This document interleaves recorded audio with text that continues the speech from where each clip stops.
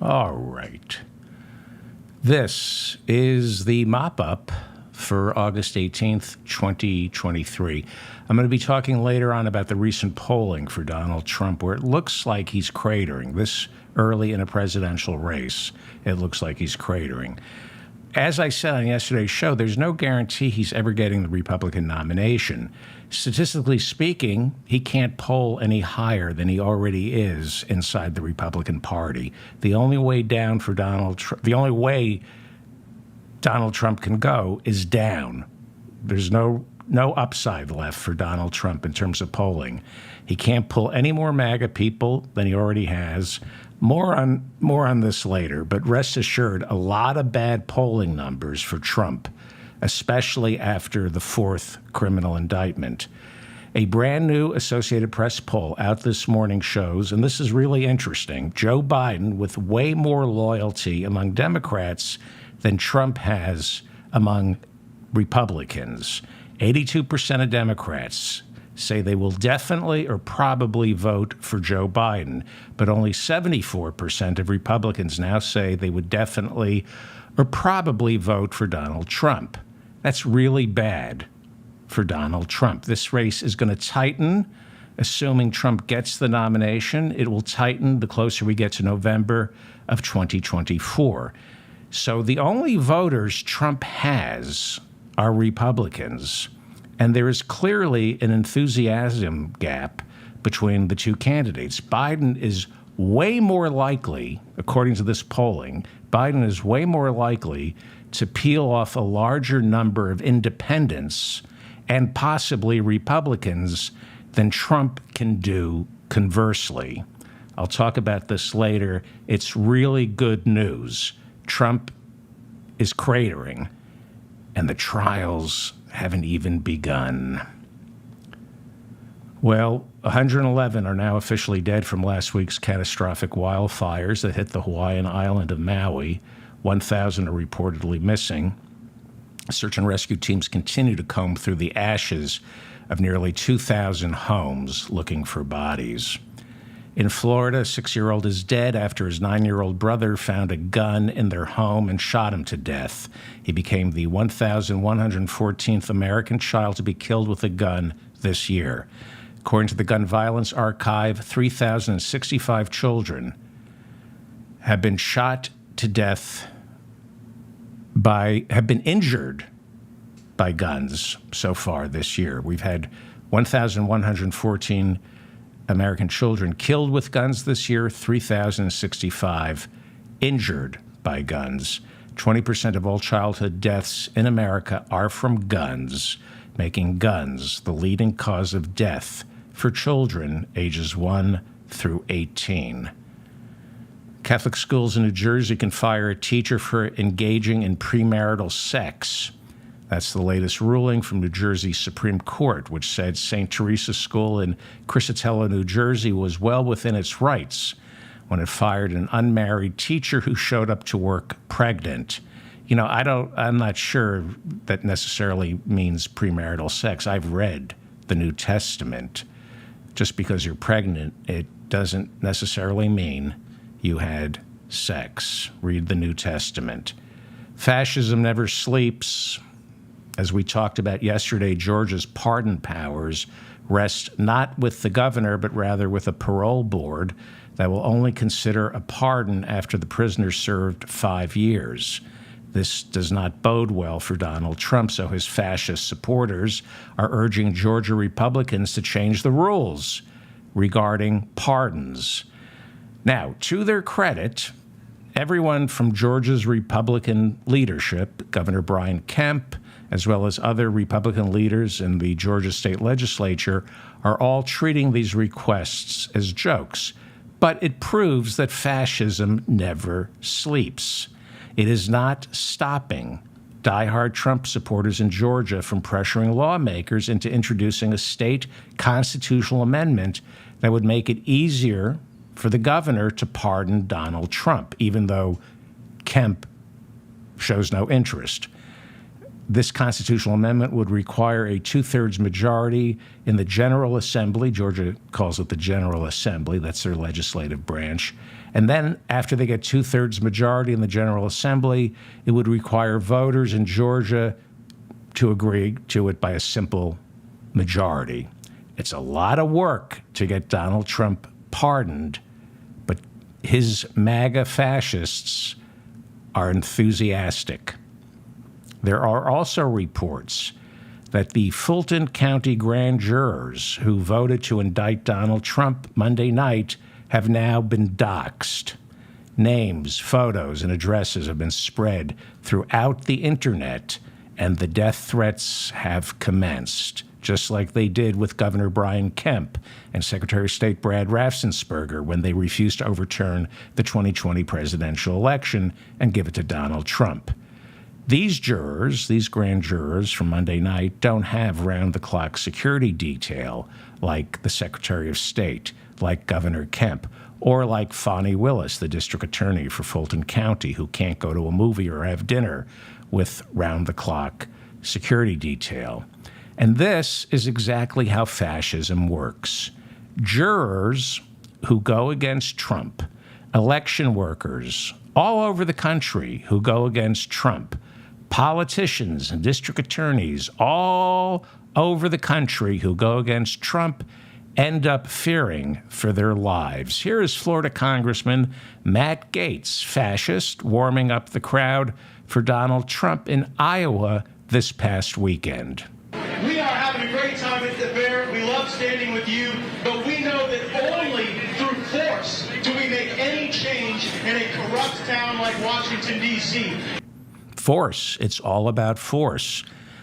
That's what fascists do. They pretend to care about democracy, but in the end, it's about brute force. Here's Donald Trump in Iowa, asked if he's planning on taking a plea deal in Georgia. Is there any Florida delegation have a message for your governor? Is there any chance you take a plea deal in Georgia? Plea deals. We did nothing wrong. We don't ever take a plea deal. Yes, sir. We don't take plea deals. It's a wise guy question. Are you going to change this? Mr. Wise Guy. We don't take plea deals because I did nothing wrong. Fascism and the mafia. Trump. He's a little bit fascist and a little bit mafia. He loves Italy. What can I tell you? Yes, it's a wise guy question. See how it works? It's a wise guy question. Mr. Wise Guy. It's a wise guy. Imagine being talked that way by Donald Trump privately, not publicly, right? In federal court, the names of people serving on a grand jury remain secret, but not so in Georgia, and they ended up getting doxxed. Georgia, in the name of full transparency, lets everybody know who sat on that jury. They televise their trials in Georgia. They let everyone know who sits on a jury, because that's how a free and open democracy is supposed to work. Fascist mobsters like Donald Trump or Hitler or Mussolini, however, find the openings, which they perceive as weaknesses, and then intimidate everybody into submission. Mr. Wise Guy.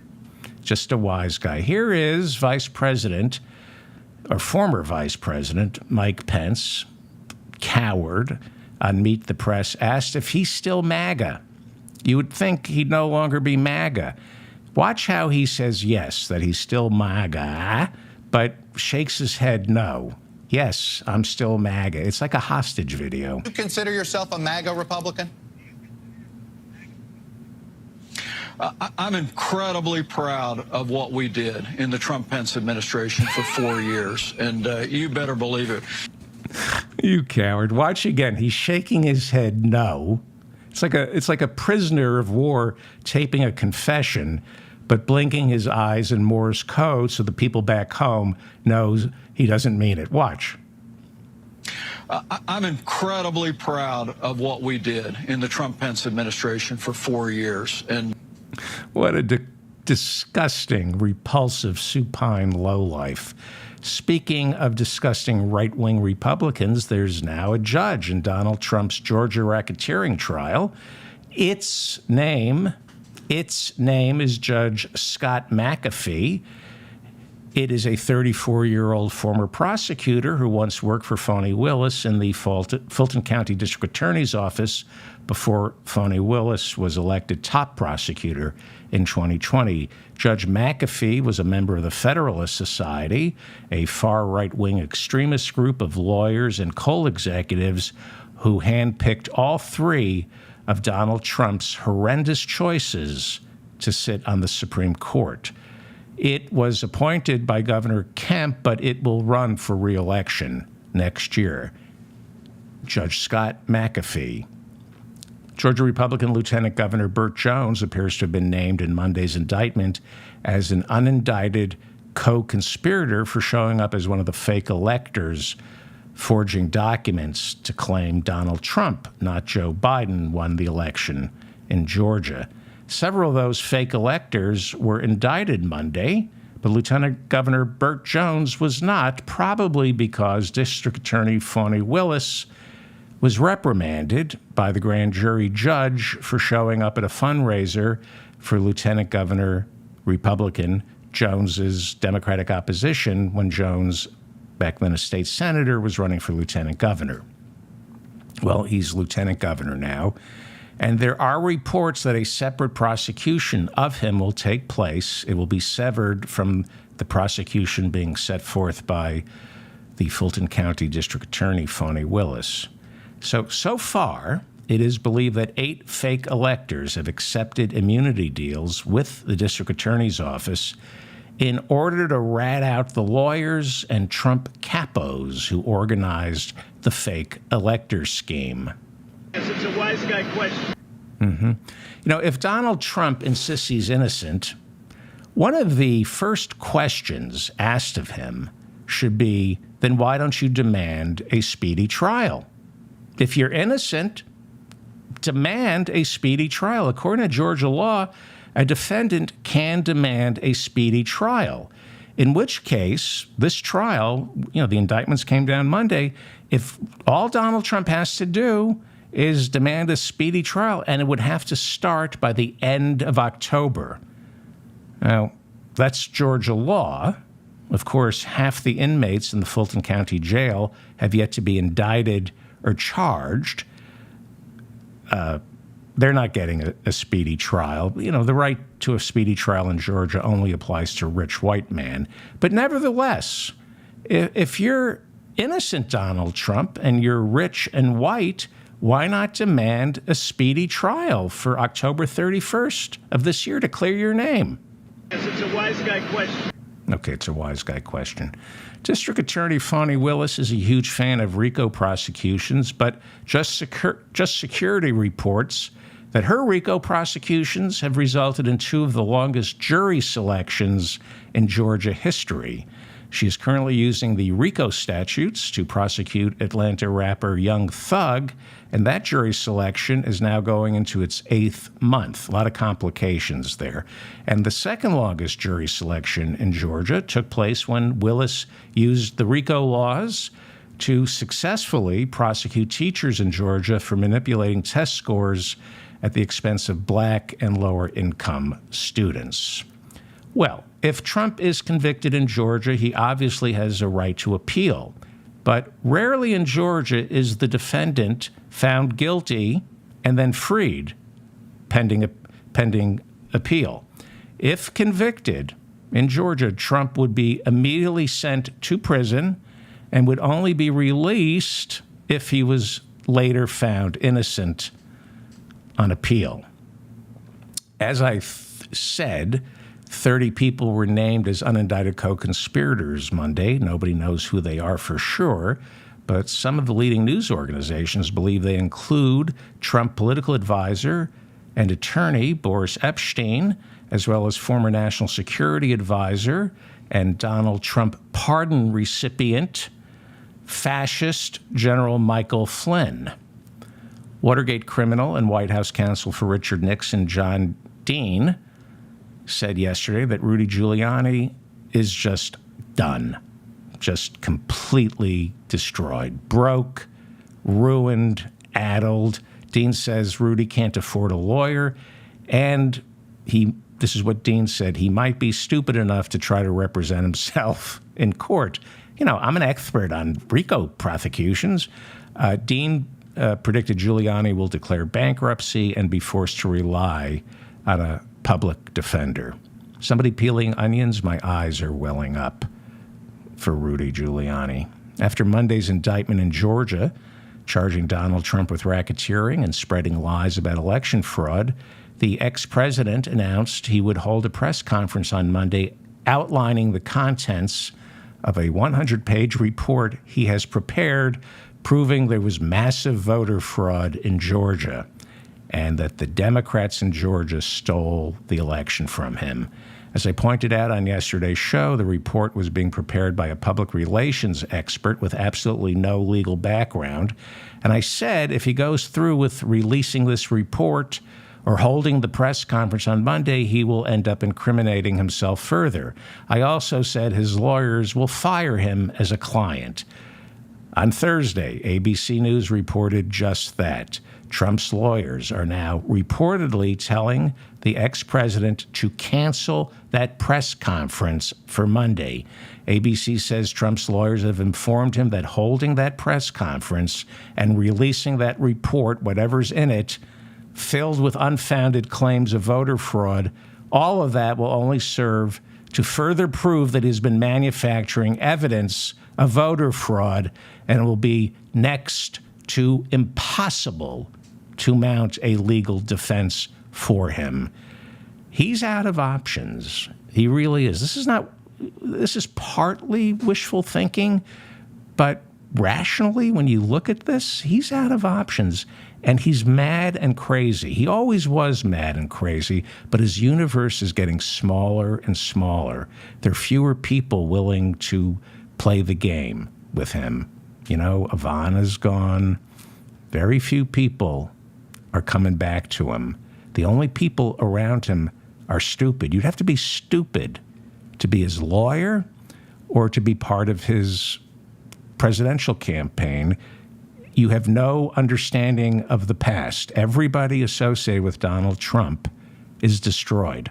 Everybody. You end up racking up millions of dollars in legal fees. So only idiots are working with him now. He's all alone.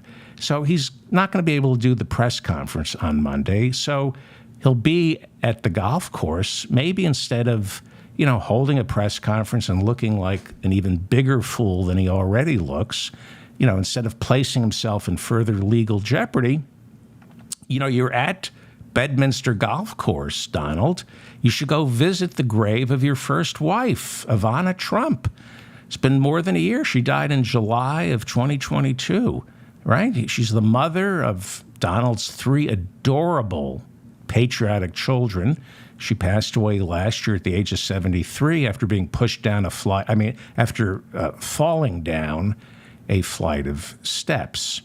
And, because Donald Trump has so much money, he spared no expense giving the mother of his 3 children a lavish mausoleum at the Bedminster Golf Club, Country Club in New Jersey.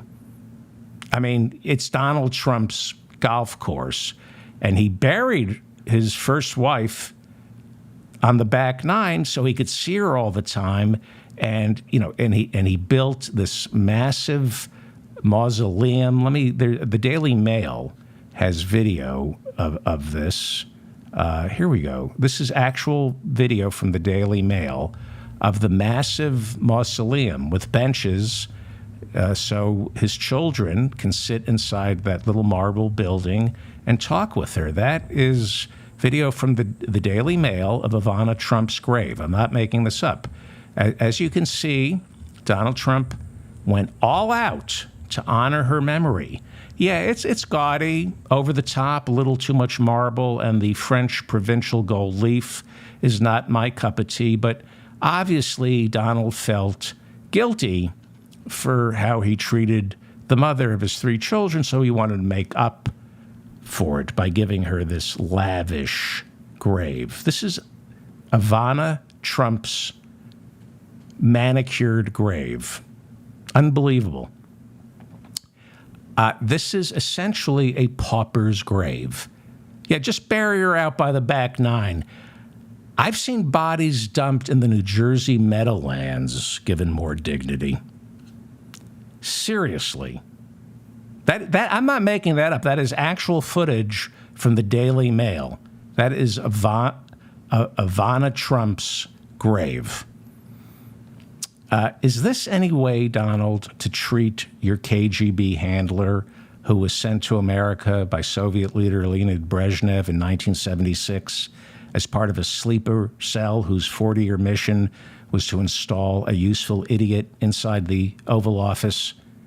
Is that any way to treat your KGB handler, who was also the mother of your 3 imbeciles? Meanwhile, the KGB handler who replaced Ivana, Melania, is reportedly in from the cold. She's the spy who's come in from the cold, no longer performing reconnaissance missions for Vladimir Putin.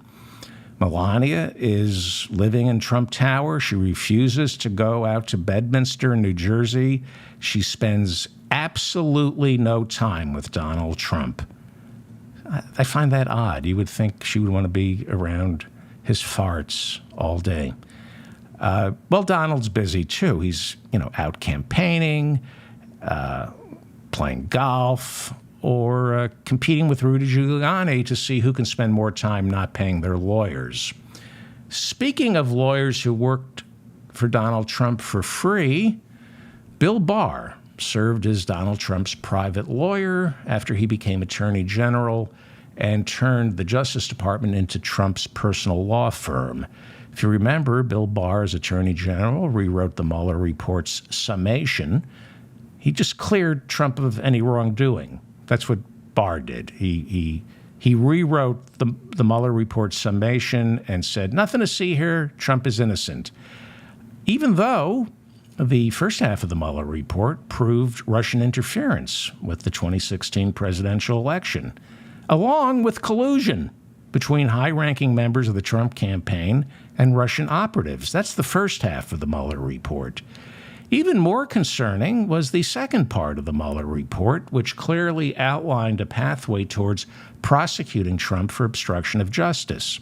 Trump's firing of James Comey was done right out in the open. Slam dunk. But Mueller, in his report, cited the Office of Legal Counsel's memo from 1975, stating it is not the Justice Department's policy to prosecute a sitting president. So the Mueller report never exonerated Donald Trump. In fact, it outlined the crimes and then said, we can't go against the Justice Department's official policy and recommend an indictment. Like Boris Epstein sitting on the curb outside a singles bar in Arizona, Mueller's hands were tied. So Attorney General Bill Barr used the Mueller report to exonerate Trump. But he wasn't exonerated in the Mueller report. Mueller said, can't indict him. It's official policy of the Justice Department. So Mueller stopped talking to Bill Barr after that. He was infuriated. Bill Barr misrepresented the Mueller report. Most people don't read the Mueller report, including the mainstream media. So if Bill Barr says Trump is exonerated, the stenographers repeat what he said. Now, Bill Barr is busy trying to polish his image and distance himself from Trump. But, what Bill Barr should have said after the Mueller report came out, he should have said, this report clearly demonstrates that Donald Trump and the people he surrounds himself with broke the law. But I cannot prosecute. It is not our policy here at the Justice Department to prosecute a sitting president. I will remind the president, however, to watch himself. He will be held to account for his actions after leaving office. As Attorney General, I will remind him that Gerald Ford pardoned Nixon for a reason. You can prosecute a president for the crimes he commits in the Oval Office after he leaves the Oval Office. So he would be well advised to finish out his presidency obeying the speed limit, because there are consequences for ex-presidents. That's what Bill Barr should have said. That's what he was required to say. And Trump would have probably fired him. Maybe. I'm not sure he could. I mean, he could have fired Bill Barr after he made that statement, the same way Trump could have fired the acting attorney general, Jeffrey Rosen, in December of 2020 and replaced him with this loser, Jeffrey Clark, the low-level Justice Department official, Harvard graduate, who was willing to find phony evidence of voter fraud in exchange for Trump naming him as acting attorney general. But Trump was told in no uncertain terms that the entire Justice Department would step down if Jeffrey Clark, this Harvard clown, was made acting attorney general. So it is conceivable that if Bill Barr did the honorable thing, Trump's hands, like Boris Epstein outside a singles bar in Arizona, Trump's hands would be tied. But that's gravy under the bridge. On Thursday, the odious Bill Barr once again tried to burnish his reputation by joining the chorus of right-wing fascist never-Trumpers like Bill Kristol, the Lincoln Project, George Conway. These are all pigs. Just because they hate Trump, they're fascist pigs. But they're, they want to burnish their rep. They don't like Trump. He doesn't have good table manners. And Bill Barr is trying to burnish his reputation by being a never-Trumper who prefers an authoritarian state with more flair and elan. Barr said on Thursday that he sees no reason Trump won't be convicted by next summer in Miami for mishandling those classified documents. I found this kind of amusing. Barr called Trump's conduct with the classified material egregious. That's egregious, mishandling those bogus classified documents. Come on, we know nothing was in those documents. We know that. But that's egregious in Bill Barr's fevered mind. Covering up a massive conspiracy to work with Russia to steal the election in 2016. In Barr's mind, that's a misdemeanor. But showing 2-year-old war plans with Iran to some friends, that's egregious. Come on, nobody was irresponsible enough to give Donald Trump an actual war plan. Come on.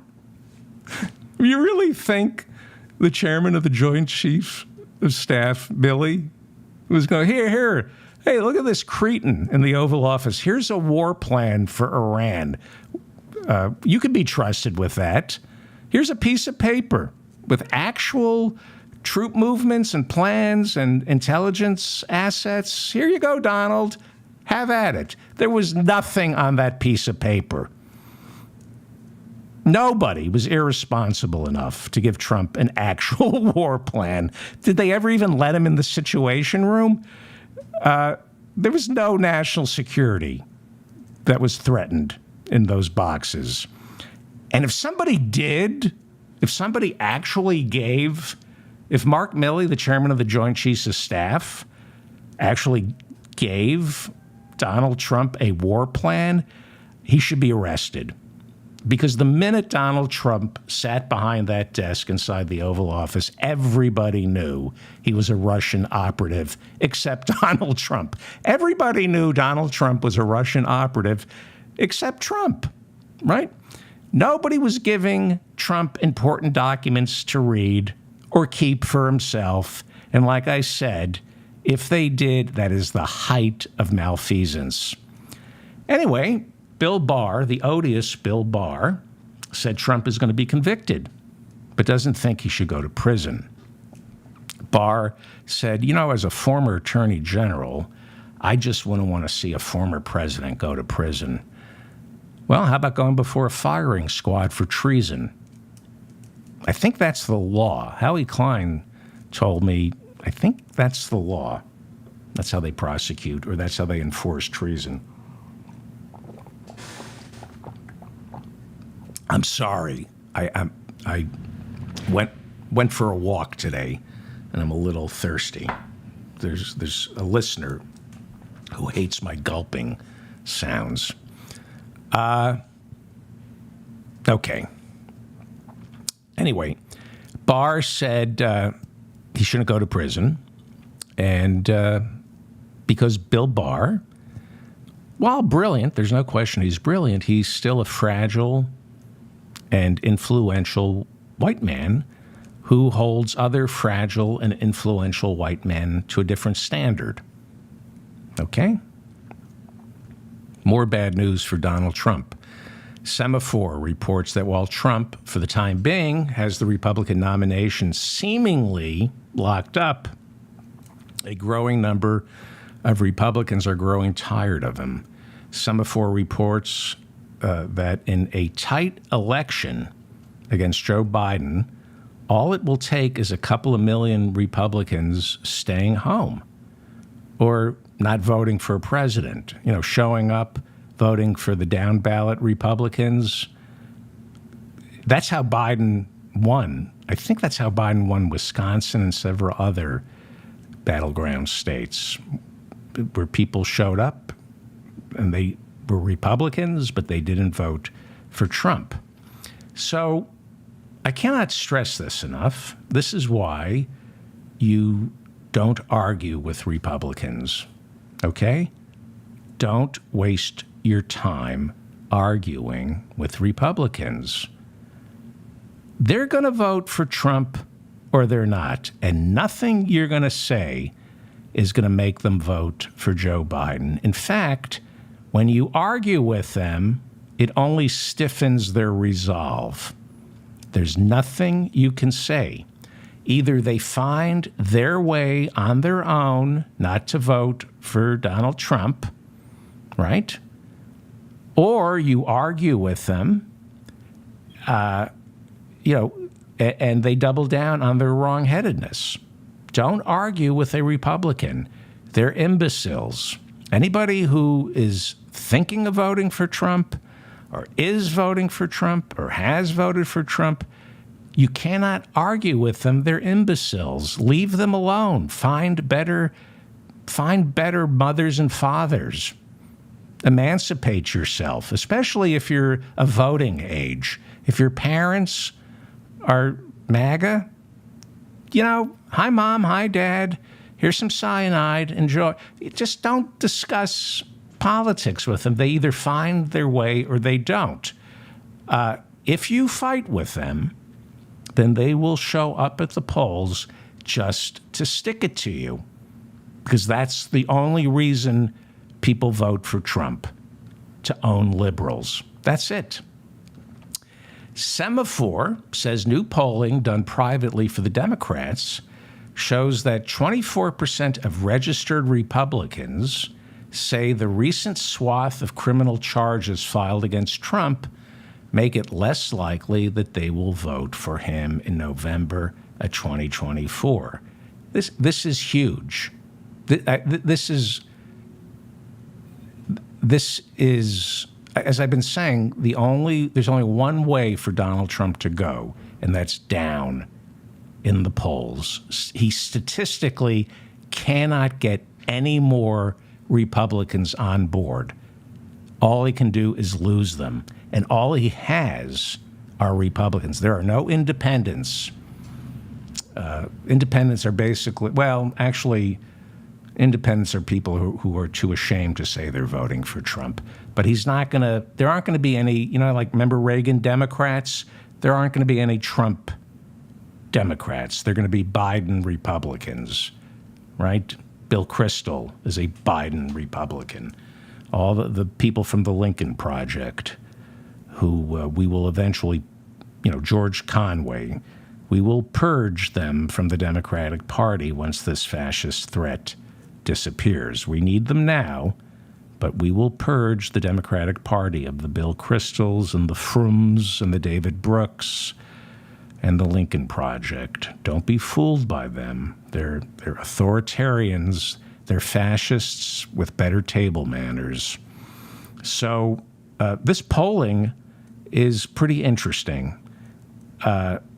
So 24, says new polling done privately for the Democrats shows that 24% of registered Republicans say the recent swath of criminal charges filed against Trump make it less likely they will vote for him in November of 2024. The poll shows Biden and Trump tied. But again, this is before any of these indictments make their way through the court system and before Chris Christie puts Trump in the barrel next week on the debate stage with or without Trump. It's Trump's turn to be in the barrel next week. So I don't think Trump is showing up. I don't think he can. I don't think he can show up for that first debate.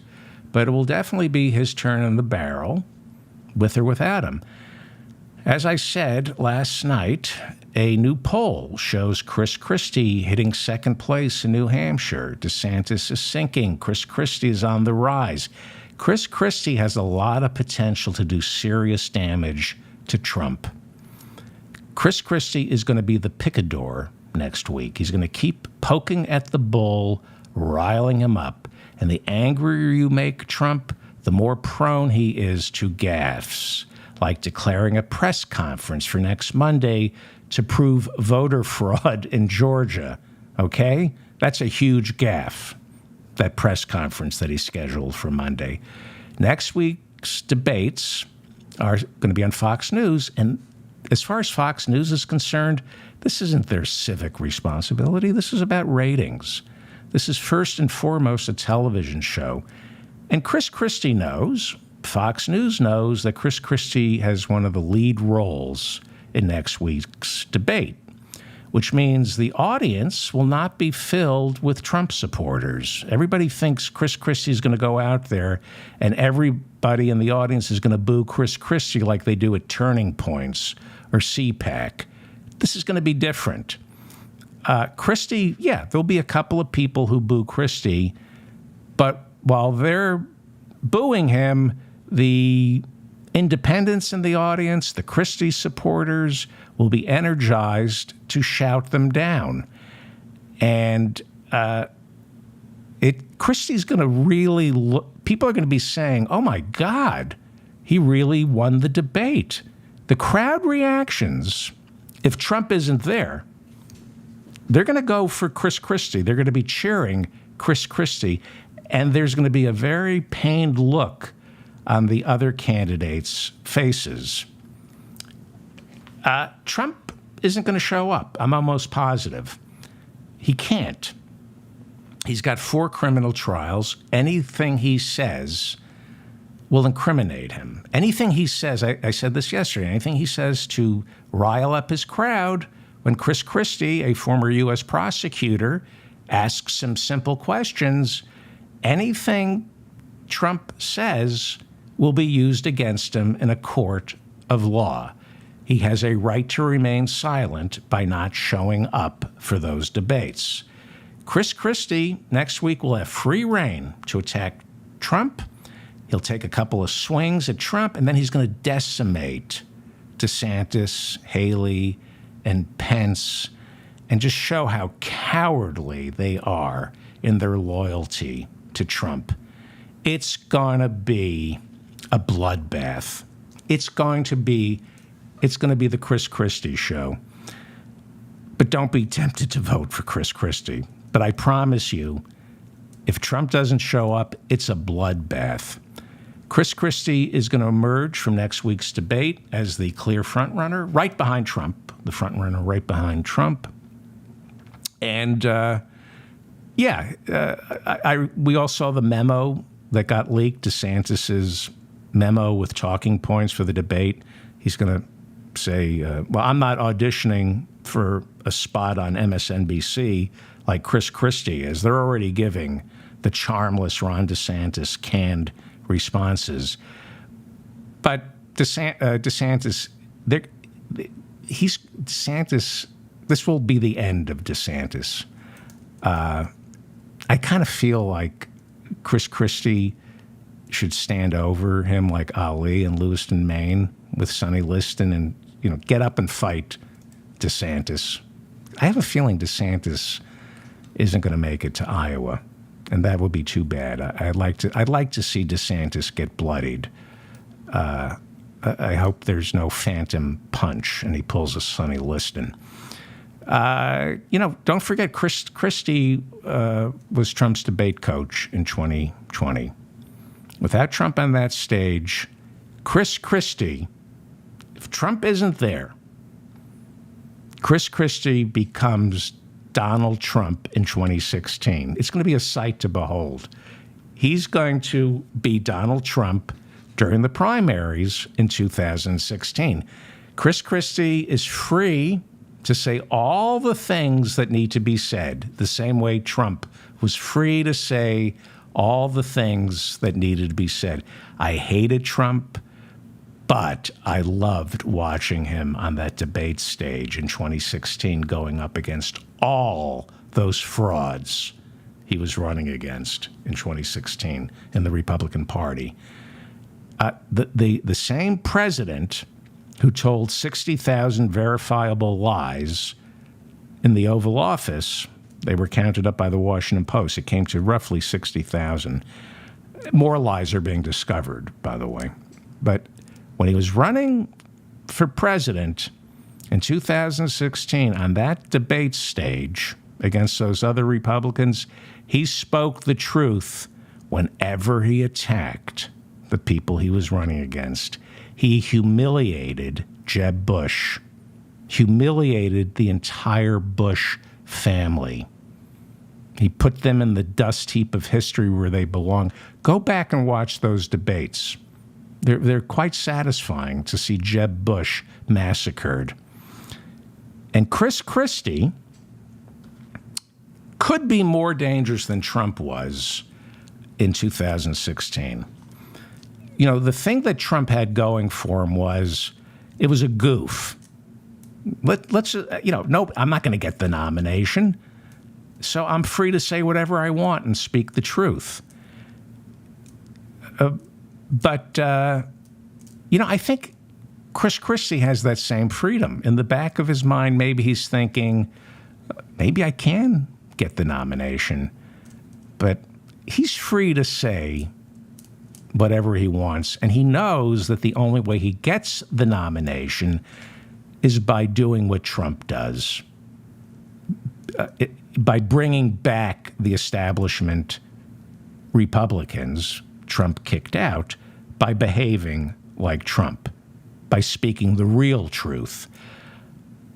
He can really rough up. It's going to be nice. I mean, Haley, Mike Pence, DeSantis, these are cowards, and Chris Christie's a bully. Cowards are red meat for Chris Christie. They're going to get what they all deserve from Chris Christie, and he doesn't need to build coalitions with the other candidates so they support him in the general. Chris Christie isn't thinking about the general right now. He doesn't have to worry about, if I offend Nikki Haley, she won't support me when I get the nomination. It's way too early in the process for everyone to come together. This is the really nasty phase of the campaign. This is where someone like Trump or Chris Christie comes in and clubs the competition over the head to establish dominance so that when the general comes around, Christie, if he gets the nomination, can say what Trump said to Lindsey Graham, who ran against Trump in 2016. Remember Lindsey Graham ran against Trump? Remember how nasty Trump was to Lindsey? The way it works in the Republican Party is you establish dominance by cracking skulls, and then Chris Christie walks up to the candidates after he gets the nomination, the way Trump walked up to Lindsey Graham and said, "Hey, Miss Lindsey, remember what I did to you in the primaries? You want more of that? Because trust me, you haven't seen the worst of it. I want your endorsement tomorrow morning at 9 a.m., or it's going to get a lot nastier for you." Christie is a monster, and he's going to put fear into the cold, dead hearts of every candidate on that stage. He's going to humiliate each and every one. He is a fighter. This is all he's got. There's no love life with Chris Christie. He's a fighter. And Trump, he'll be home. He'll watch it. Maybe he won't watch it live, but he'll watch it. And he'll be the bull being poked by the picador. He won't be able to help himself. Chris Christie has said, I will make it so Trump cannot help himself. He will have to jump into the next debate because he can't help himself, because that's what makes him feel alive. That's what I think. I think Trump, the only time Trump ever feels alive is at his rallies or during those debates. You know, when you talk to boxers, and Trump compares himself to boxers, when you talk to boxers, they don't like being punched, but they don't hate it. They don't like being punched, but they don't hate it. Imagine that. When they get punched, their body produces endorphins. They are produced and stored in the pituitary gland of the brain. Endorphins are what are called endogenous painkillers, and they inhibit pain naturally. They relieve stress. It's a natural opiate to ease pain. And a lot of people get addicted to their own endorphins. They do. They unwittingly put themselves in situations where they are either physically or psychologically punched. And endorphins can be as addictive as the opiates the Sackler family got so many of us addicted to. Trump supposedly doesn't drink or do drugs, except people say, I've been hearing, there's been talk, that Adderall, but he's addicted to the endorphins that come from taking psychological punches. It feels good to him. And he's addicted to the adrenaline that comes from getting these punches, which means there's no rational thought going on. His brain is swimming in a soup of adrenaline and endorphins that he's addicted to. And when they're not in his brain, he's sad, lonely, angry, and depressed. Donald Trump is. That's why he announced a press conference for Monday, right after those indictments. Those indictments produced endorphins and adrenaline inside that addled brain of his. And he said, I gotta get out there. He's addicted to punching and being punched. So he has to get in the ring with Chris Christie. No matter what his lawyers tell him, he'll get in the ring. Not this debate next week, but the following debate.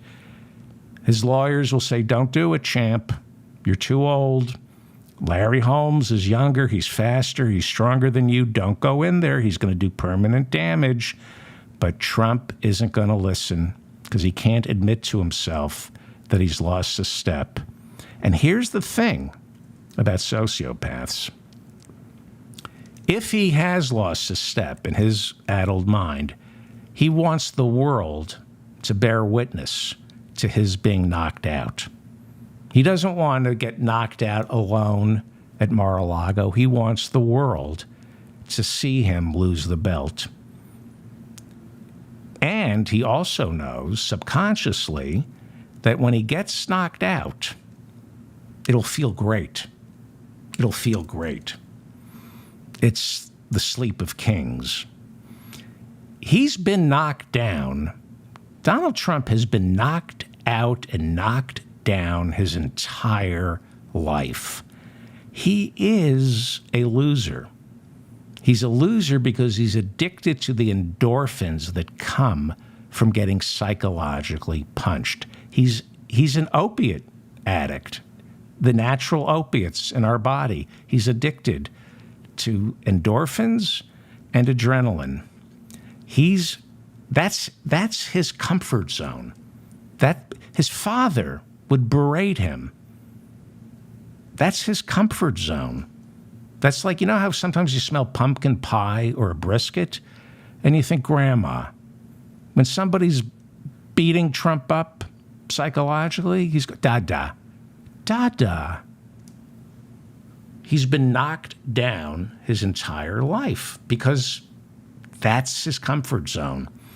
From his father humiliating him to the 600 phone calls a day at all hours of the night, coming from Russian mobsters wanting to know where their money is, Donald Trump is addicted to failure.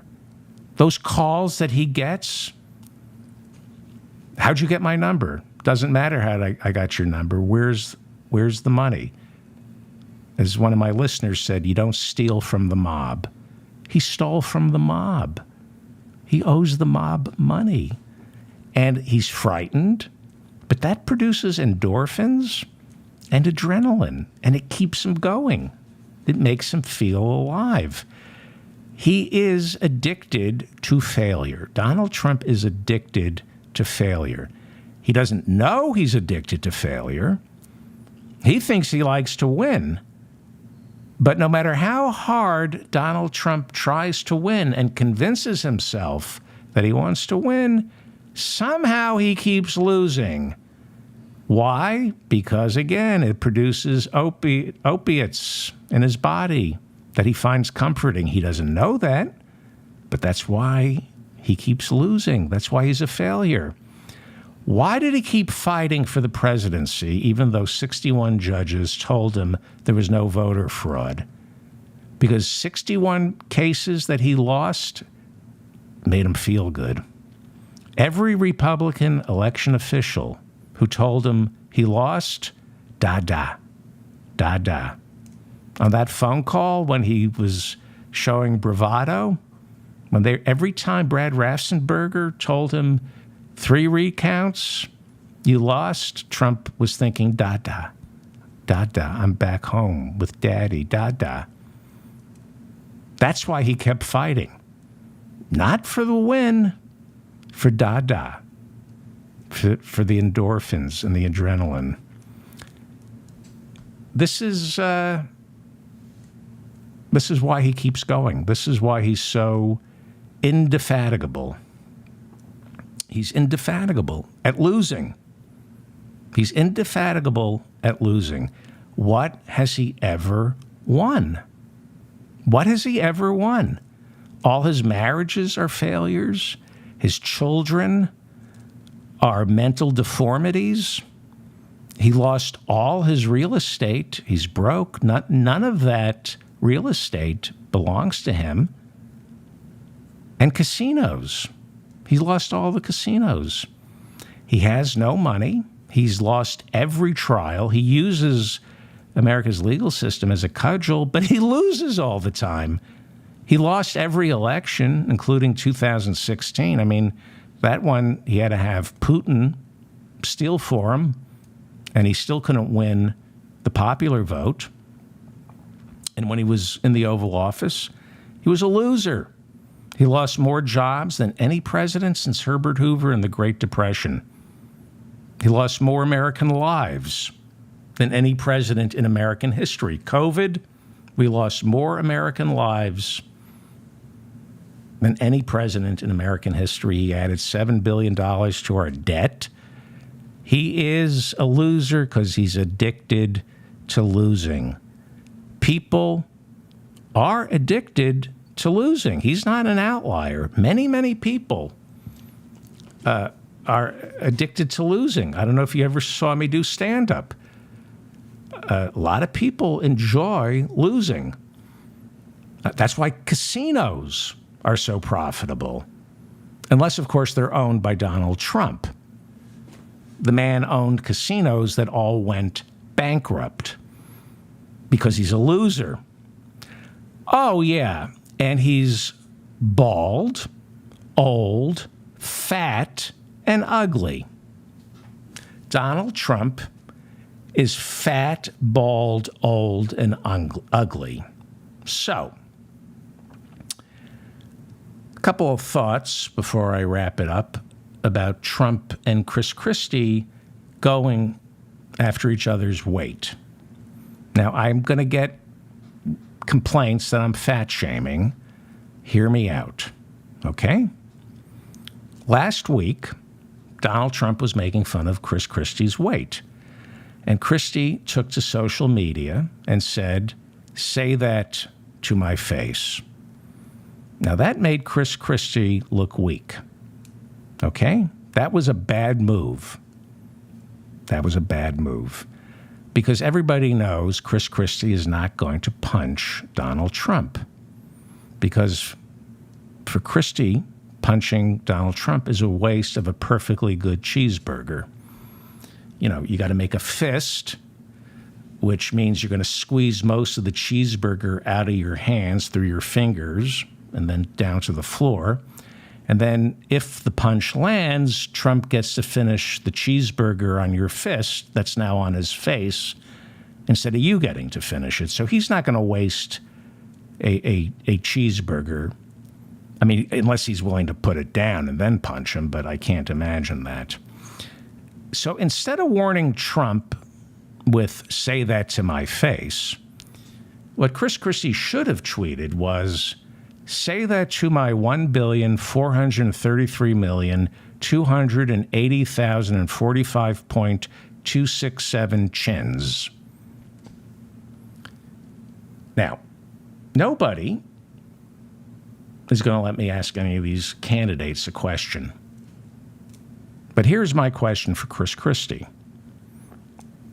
Try to imagine me at one of the debates. And this is the question I would ask Chris Christie. So hold your complaints about fat shaming until you hear my question. Okay? If you still think I'm fat shaming after this, I'll read your complaints and consider them. But first, here's my question I want to ask Chris Christie. Governor Christie, you and former President Trump have gone back and forth about your respective swollen and staggeringly protuberant guts. You, Governor Christie, recently said that, like so many Americans, you too struggle with your weight. Well, nearly half of America is clinically obese. That is a fact, Governor. Nearly half of America is clinically obese. And a disproportionate number of those clinically obese Americans live at or below the poverty line. So clearly, obesity is an issue that should be discussed. So 2 questions, Governor Christie. What does the United States government provide each day in the way of food stamps? Do you know what the government pays a single adult individual each day in SNAP benefits, otherwise known as food stamps? Because, you know, you talk about cutting taxes and cutting entitlement. What does somebody living at or below the poverty line get each day, Governor Christie, in the way of food stamps? Yeah, I didn't think you could answer that question, Governor Christie. The answer is $4 a day. That's what food stamps pay.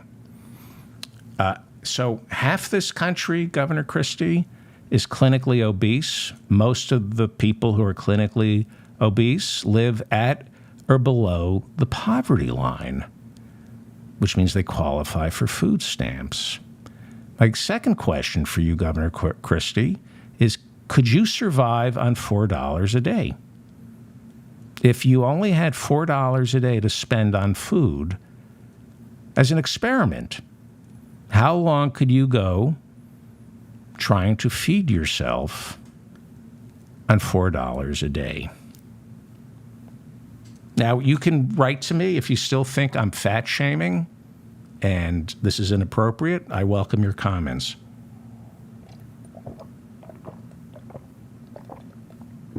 Sorry about the gulping. It's very hot here in New York City. You still think I'm fat shaming? You don't think Chris Christie's weight is germane to the conversation when half this country is morbidly obese and a disproportionate number of the morbidly obese live at or below the poverty line, and that obesity in many ways is linked to food insecurity? Am I fat shaming? You tell me. I don't think so. See, I think Chris Christie is a really bad guy. I do. I'm going to enjoy him beating up on the other Republicans, but Chris Christie is a really bad guy. He left New Jersey with a 4% approval rating. When he left as governor, he had a 4% approval rating. He's a bad guy. Corrupt. I don't know how he survived Bridgegate. He, wanted to cut the social safety net. He's anti-union, anti-teacher. Chris Christie's a really, really bad guy. Bad human being. And, as long as we're talking about guts, I have a gut feeling about you, Chris Christie. This is just a hunch. I suspect Chris Christie is emotionally abusive towards his wife and children. I don't have any proof, but I'm old. And I've known too many people. And I'll bet dollars to donuts, Chris Christie. I'll bet you dollars to donuts. There's no way. I know you're emotionally abusive towards your loved ones. I know it.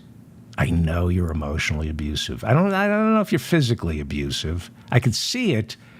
I can see you screaming at the top of your lungs at your kids, locking them in their rooms. Eventually you got to parade those kids and that wife of yours in front of the press. And I'll never be a reporter, because if I were part of the scrum, Mr. Christie, Governor Christie, I have no questions for you, Governor Christie. My question would be, your kids, should we call Child Protective Services? Do you feel safe around this man? That's the question I would like to ask Chris Christie. Are you emotionally abusive towards Pat, your wife? I think her name is Pat. Are you emotionally abusive? Do you scream at your kids? Are they afraid of you? Sure feels like it, because you're a bad guy. You're a very unhappy, sour guy. And you punish people. You punished people in New Jersey when you were governor because it made you feel alive, because you're a sadist. And that sadism, for a while, will be of use to me when you take out the Republican candidates on that stage. Yeah, I'm rooting for Chris Christie the same way The Godfather rooted for Luca Brasi. I want him to whack my enemies, but I don't want him hanging around my daughter Connie's wedding, hoping her first child is a masculine child. Chris Christie is a hitman, but I think he's sick and diseased, like all Republicans. Like all Republicans. He's sick and diseased. And the only real reason Chris Christie is attacking Trump, because the real reason, Chris Christie doesn't care about the Republican Party, doesn't care about America or democracy. This is a vendetta. 4 years of Trump being president, and Chris Christie never got to dip his beak. Never got anything. And he felt left out. So he's getting even. He wants to take down Trump because I helped you, I endorsed you, I went on ABC and protected you, and I got nothing in return. He doesn't care about America. He hardly cares about himself. So Chris Christie was Trump's biggest defender up until about a year ago. And now he's looking for redemption. Luca Brasi doesn't find redemption. I think he gets an ice pick in his hand, doesn't he? Well, before we go, some good news. Marjorie Taylor Greene is attacking her fellow Republican governor of Georgia, Brian Kemp. Marjorie Taylor Greene is a Republican from Georgia, and she is furious with the Republican governor of Georgia, Brian Kemp. She's accusing him of siding with Fulton County District Attorney Fani Willis. So Marjorie Taylor Greene, Rhodes Scholar, member of Mensa, Marjorie Taylor Greene said, quote, Kemp's message should have been against the indictments, not arguing with President Trump about the election and making it about his own ego and pride over Georgia's election. That's a bad statement, and I was very upset over it. And then Marjorie, this is the good news. Marjorie Taylor Greene then mentioned that Brian Kemp, the governor, is term limited. And so he'll have to run for higher office in 2026, which means he's going to run for Senate. And Greene said she's so angry with Kemp for not supporting Donald Trump, she's thinking, although she's not sure, she's thinking of running against Kemp for the Republican nomination for Senate, for Senator of Georgia. Here's where the news gets really good.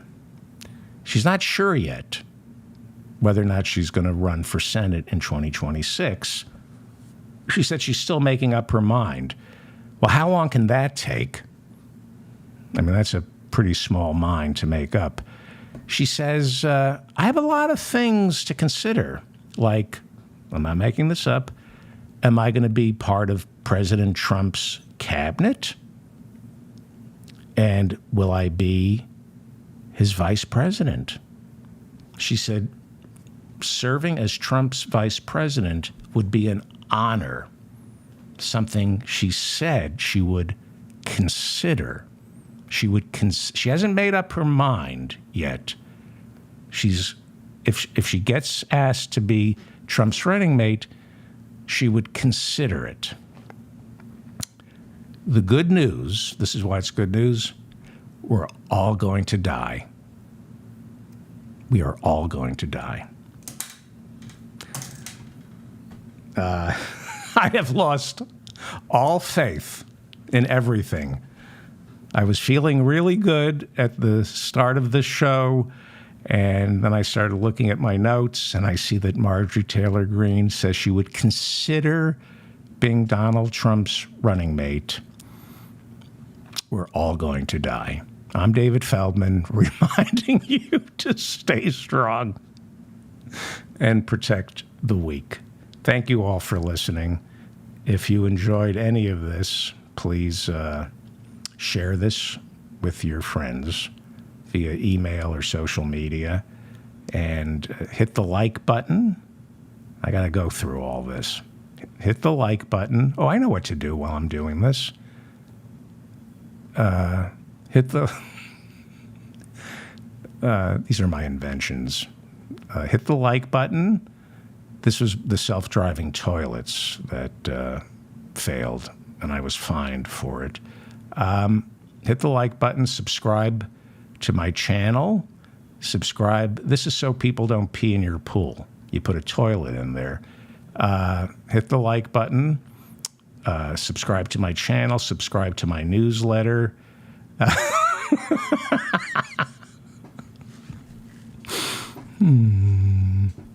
like that.